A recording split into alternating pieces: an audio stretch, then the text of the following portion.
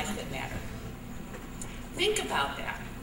The people in your life that really matter. Just take a moment and think about who they are. All of them. Every one of them. Don't leave anyone out.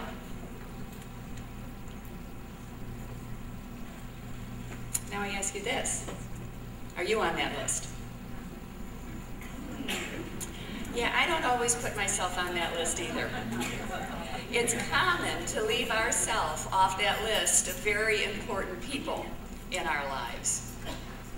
For some of it's constant, and for some of it it's just occasional.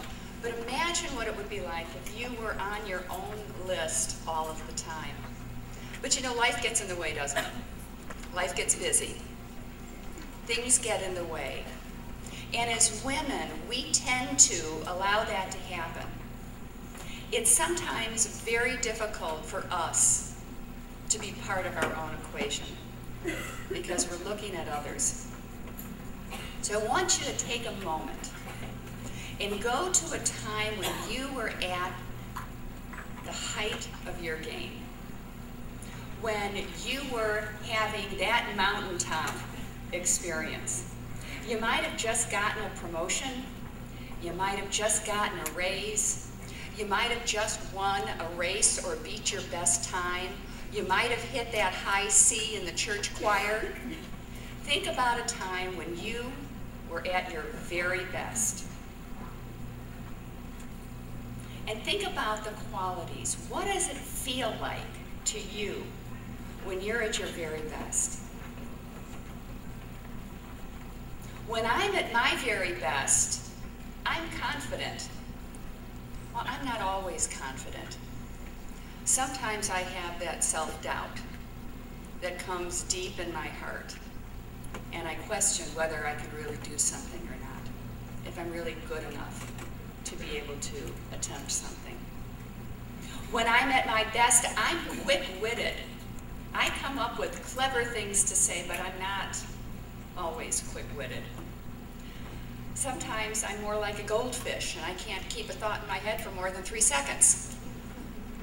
When I'm at my best, I'm poised. I'm not always poised. Sometimes I have 2 left feet, and I trip over them easily. When I'm at my best, I'm well-groomed. I'm not always well-groomed. Come and visit me in my Tennessee garden. I look like the star from Swamp People.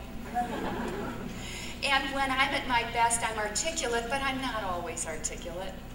Sometimes my tongue gets twisted and I say the wrong thing. Have you ever said the wrong thing at the wrong time to the wrong person? But I know that when I am at my best, I am those things. And so what are you when you're at your best? What are those characteristics? Now I'm asking you this for a very important reason, because it matters. It matters because whatever you have thought, whatever you have experienced, our brains hold onto that. Whether you've dreamt it or experienced it, it has etched itself in your brain, which is a recording device that's going to hold it there forever. Now, sometimes it's harder to access it, and ladies, we all know the older we get, the harder it is to access. Isn't that correct? Can I hear amen? Yeah. That's right. But it's there. And you need the right trigger to bring it back. So when you recall this and the way you felt, what I want you to understand is by remembering your past successes, it provides for you the courage to take more chances. We often remember our failures, don't we? Can't you remember? Sometimes you can remember something that somebody said to you that you didn't like, and it was 15 years ago, and you know verbatim the words that they used and what they were wearing. Remember the successes, because when you want to be powerful and courageous, one of the things that you need to do is understand how you talk to yourself. When we use those words that are negative, we'll start losing our energy. The way you talk to yourself makes all the difference in the world. Shakespeare said, we become like that which we turn our attentions towards. And he's right.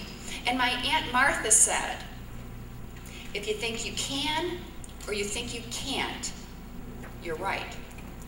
Now, I think she got it from Norman Vincent Peale, but I heard it first from my Aunt Martha, so I'm going to give her credit for that. There has never been an Olympic athlete, there has never been a winner who went up and began what they were doing thinking, I'm going to lose. I can't do this. Never a one. And so how you talk to yourself is so important. You see, you really are what you think, and you really can muster courage. The courage to believe, how to become anything and everything and live your dreams, is something I hold very near and dear to my heart, because every single one of us here has some wounds. Every one of us here has some scars. Every one of us here has faced some challenges. I asked our speakers about what courage meant to them, and as different as our three speakers are, one of the things that was common for each and every one of them to tell you, and it's true for us all, is that sometimes we really do have to muster courage, not only because there are external forces that are coming at us, but there is that internal force that says, you can't do it. And that's the voice that we need to quiet. That's the voice that in that poem told us you have to have the courage to believe in yourself. And when you can believe in yourself, you can believe in your dreams. And when you can believe in your dreams, you can actually believe in other people. Other people are part of that.